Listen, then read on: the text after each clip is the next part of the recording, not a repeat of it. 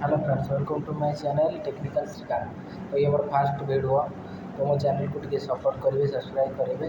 तो वीडियो देखिए हसबे कारण प्रथम वीडियो वयस टे लैग हो पारे।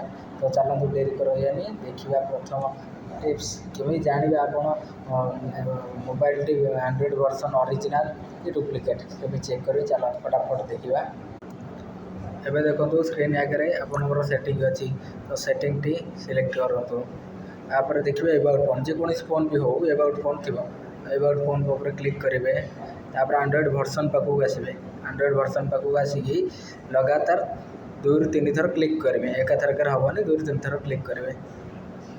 देखो आपंकर ये चली यहाँ जब आसो ताल आप जानवे आपण वर्जन टी ठीक अच्छी ओरिजिनल अच्छी। तो ये थिला मोर छोट वीडियो।